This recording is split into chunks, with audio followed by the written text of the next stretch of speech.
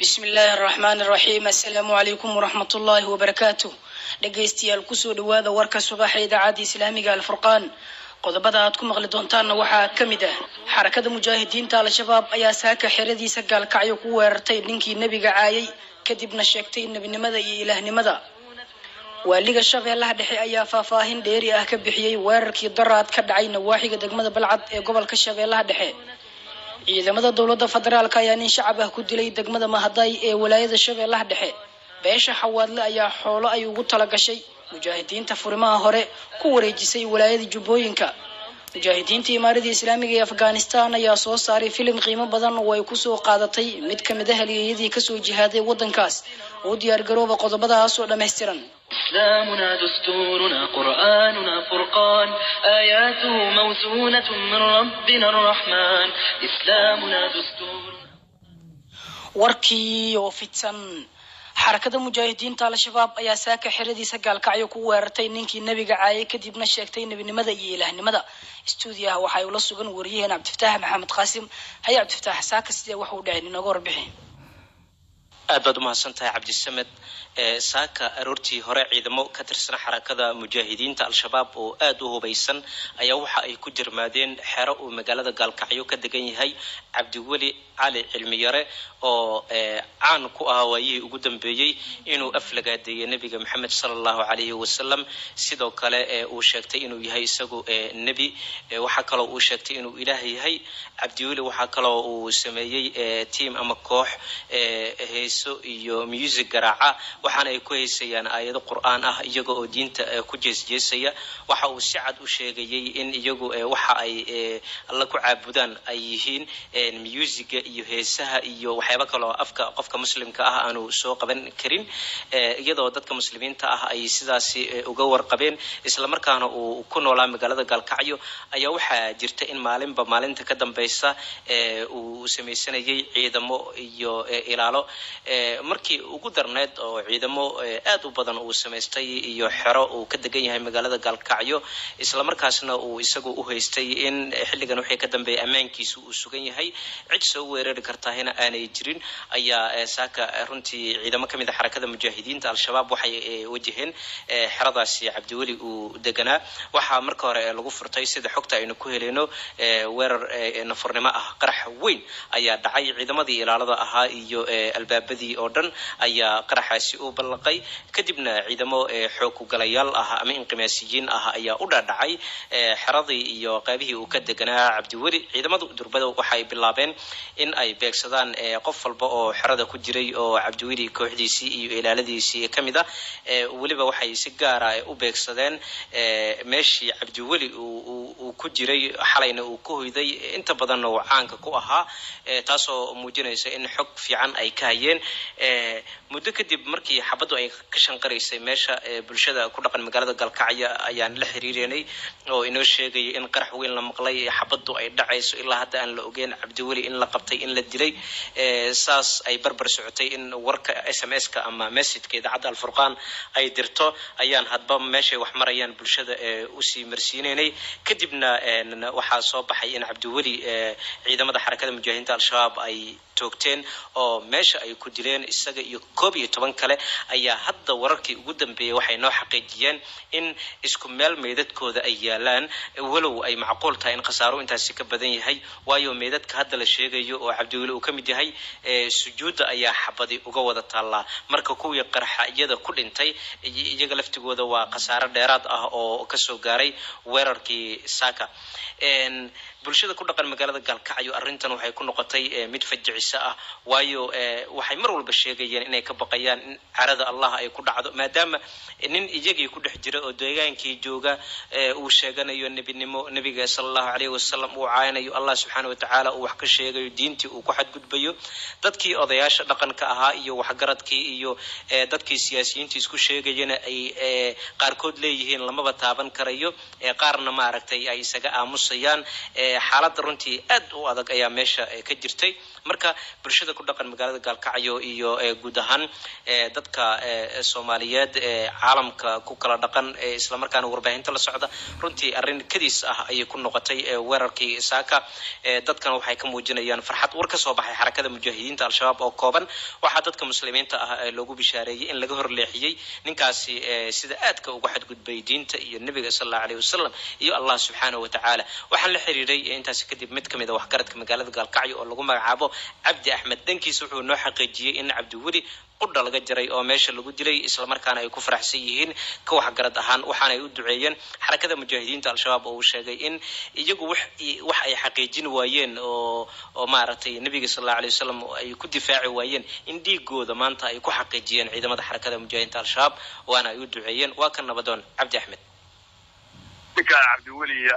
lalaha oo culumadii dhammaan islaamka ay xididay ولكن وأنا منافقة على مدى شوف في الجورة خسير وصارب شيء كذا حيسا قبل الله ده أي هذا نكاس وأنا قال إن بيني وبين شيء وعلى إيش إذا نكاس ما ركتين وكل هاي مرشا سنة دعوة كذا علي هنا سجى يودتي سجى وقربيني ماشي تشوفي هنا ما أعرف كل إنسان حتى قارب أنا كيالي أو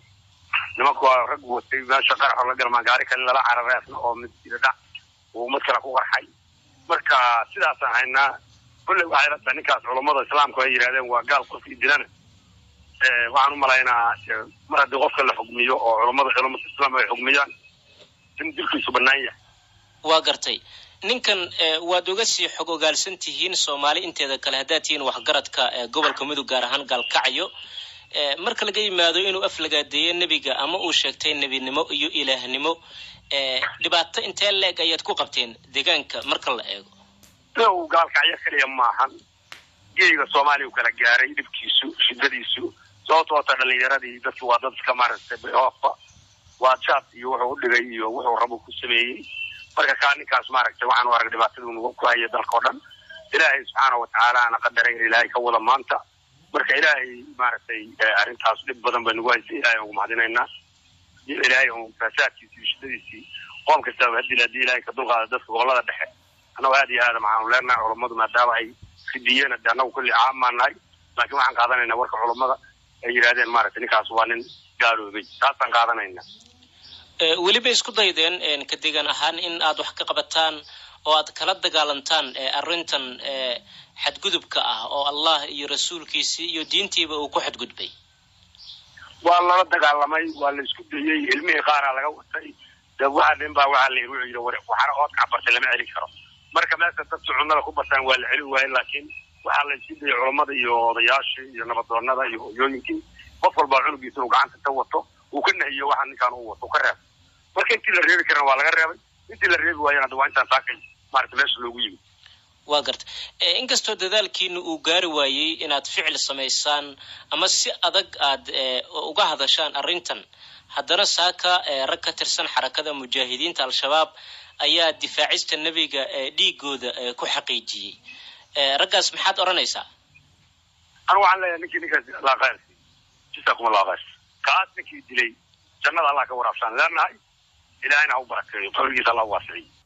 wixii ka soo kordha qadiyadan wararkeena iyo barnaamijyadeena dambe ayaad ku maqli doontaan insha Allah ciidamada dawladda federaalka ayaa nin shacab ah ku dilay degmada Mahaday ee walaayada Shabeellaha Dhexe ninkan shacabka ah ayaa watay gaari yar uu ku xamaalan jiray wuxuuna ku sugnaa degmada Balcad ciidamadan ayaana dil iyo dhac isugu daray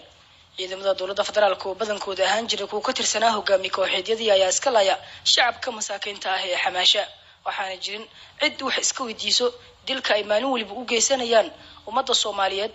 waliga Shabeellaha Dhexe ayaa faahfaahin ka bixiyay weerarkii daraad ka dhacay nawaaxiga degmada Balcad ee gobolka Shabeellaha Dhexe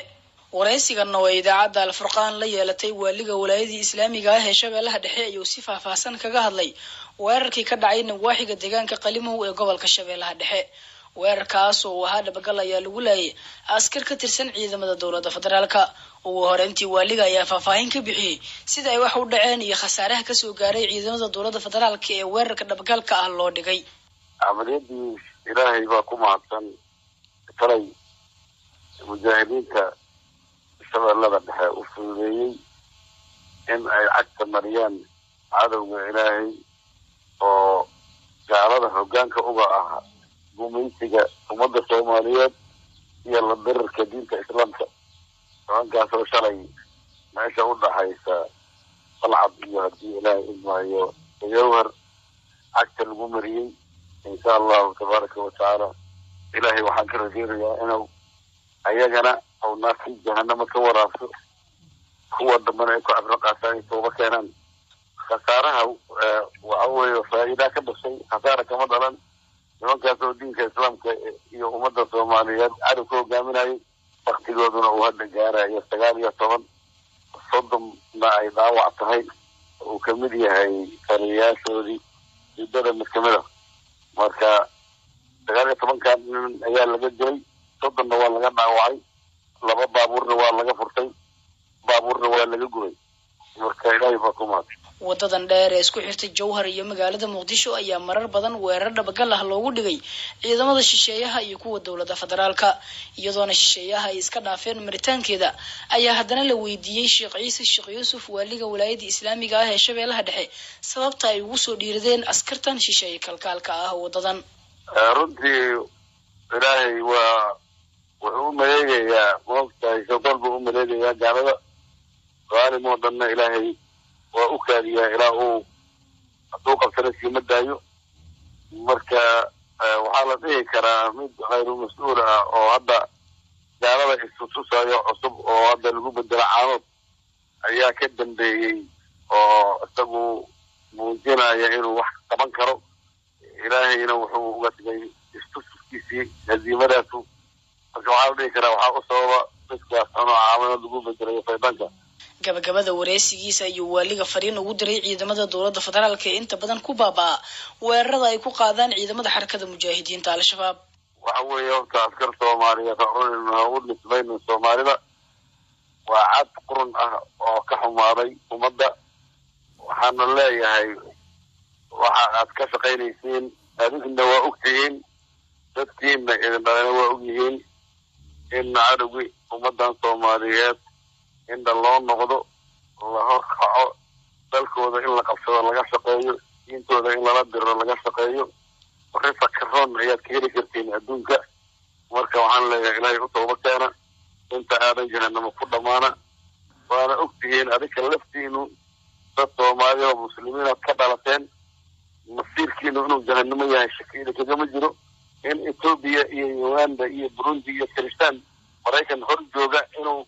naarta moogahay intuu ka dhinto marka waxaan leeyahay isbadbaadiya waxa tagay waa tageer isbadbaadiya daadar istibar qabarna waxa masiirkiinu ay shalay ku dhacay kuwaan u baahin sugayo insha Allah wuxuu ahaa waaliga wilaayada Islaamiga ah ee Shabeellaha Dhexe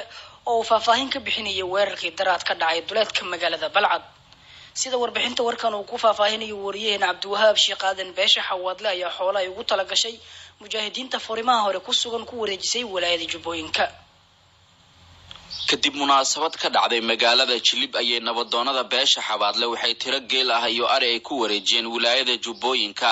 si loo gaarsiiyo ciidamada jooga jiida hore ee dagaalka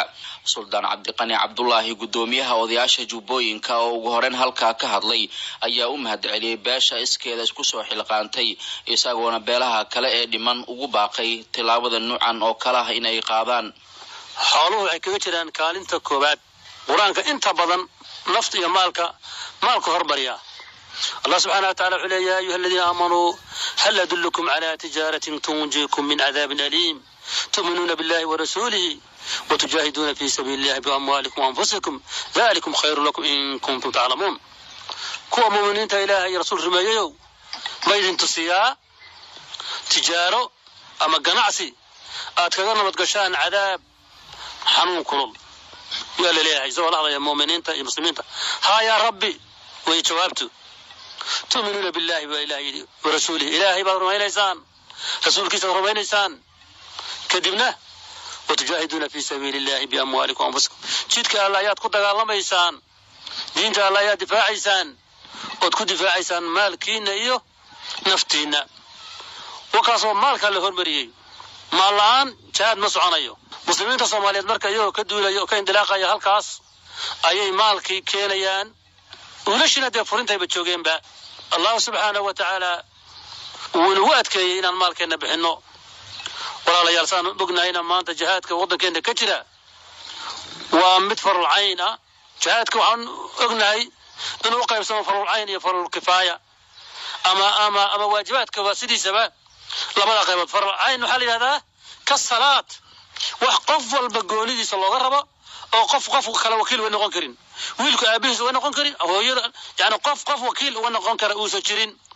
farul kifaayana waa wax muslimiinta qayb ka mid hadday qabtaan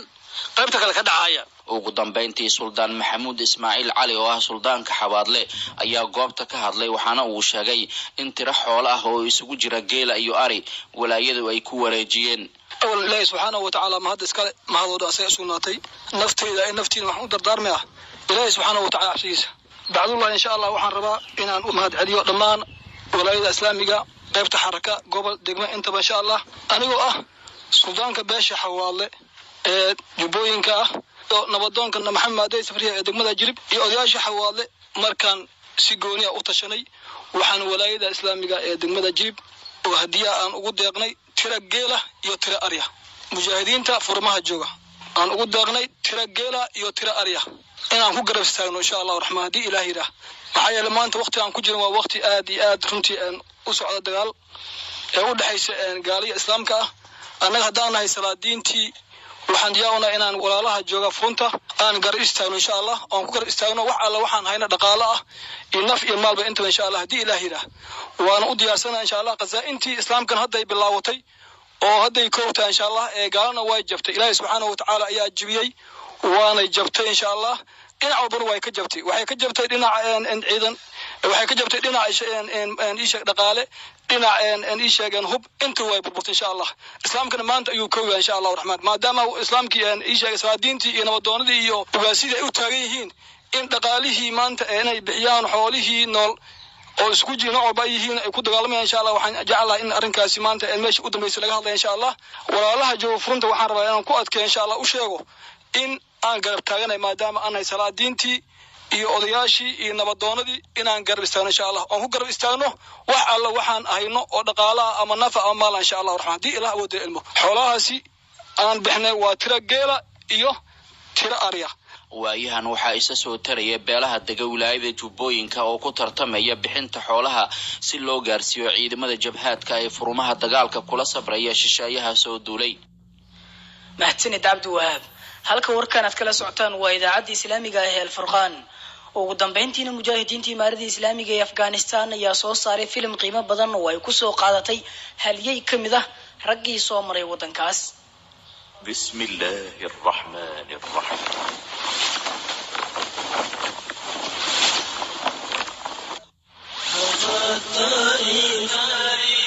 waa filim cusub oo ay soo saartay imaarada islaamiga ee Afghanistan kaasoo lagu magac daray qaybtiisa koowaad rijaalun sadaqu ma ahadullah calayh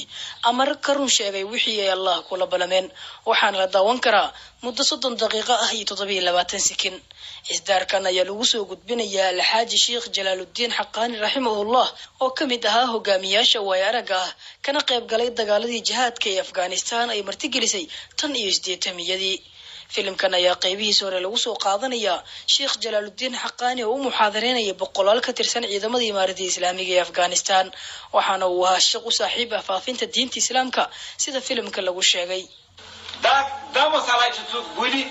jihad nan farz ayn buli de munafiqin murtadin isra ede sargar hukumat chida laga pe ibtida ki che tariki sargar hukumat kufr bala harami bala wasima haram buli akhar bidum de tasirun dostan di taariikhda ifaysa ee uu lahaa Sheekh Jalaaluddin Xaqaani ayaa lagu soo gudbinayaa filimka waxaana lagu sheegay in sheekha iyo walaalihiisaba ay kamid ahaayeen raggii ugu horeeyay is hortaagay shuuciyadii ilhaadka ee ka socotay Bukhari iyo Samarkand waxaana ugu horeen ay bilaabeen dacwada markii uu dhacay afgambigii shuuciyada kadibna waxay sheekha iyo raggiisaba bilaabeen dagaal jihaad oo hubeysan. marnaba kama gaabin sheekha dagaaladii waaweynaa ee la galay shuuciyada iyo midowga suufiyeed ilaa uu la guushisiiyay mujaahidiinta waxaana markaas kadib uu sheekhu kaalin ka qaatay sidii loo joojin lahaa dagaaladii daaqiliga ahaa ee Afghanistan ka bilowday. markii la dhisay imaarada islaamiga ee Afghanistanna wuxuu sheekhu kamid ahaa raggii isgarab taagay amiirul mu'miniin Mulla Umar Mujaahid waxaana filimka ka soo muuqanaya sheekha oo ku dhaawacmay mid kamid ah dagaaladii waaweynaa ee uu hogaaminayay kuwaas oo la galay soo duulayaasha.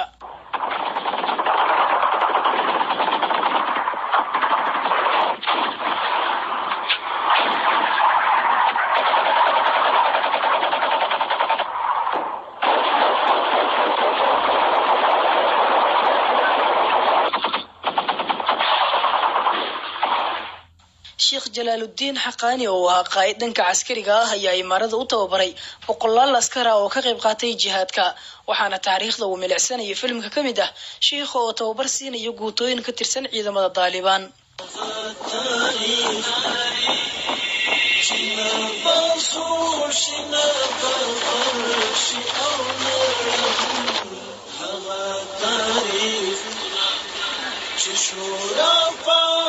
چاته دا په خیال کې ورنشي چې په جنگ په مرکز کې د ډرینګ په مرکز کې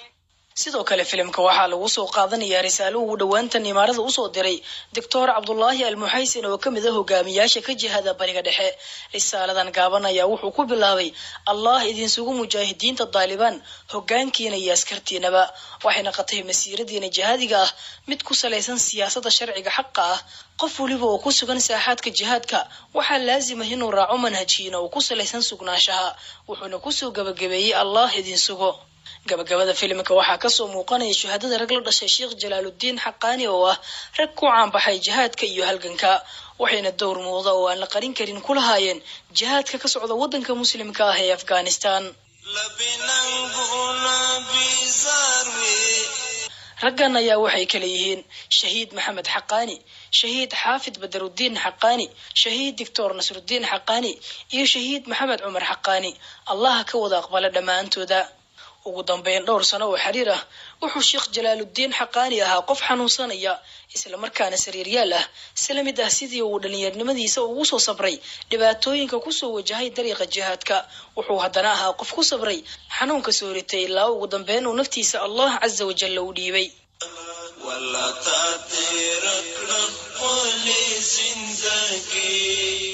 إنه المولوي جلال الدين حقاني نشهد أنه كان ثابتا كجبال أفغانستان الشامخة الراسخة الإسلام لغرون السخية وغارون ريب يفرفت خوشاكين هنا حاصل شوية شكا درامة آرام حاصل شي أغا جام دقاس دوام بيدا كراجة warbixintaasna waxay u dambeysay warkii aad kala socoteen idaacadda islaamiga ah ee Al Furqaan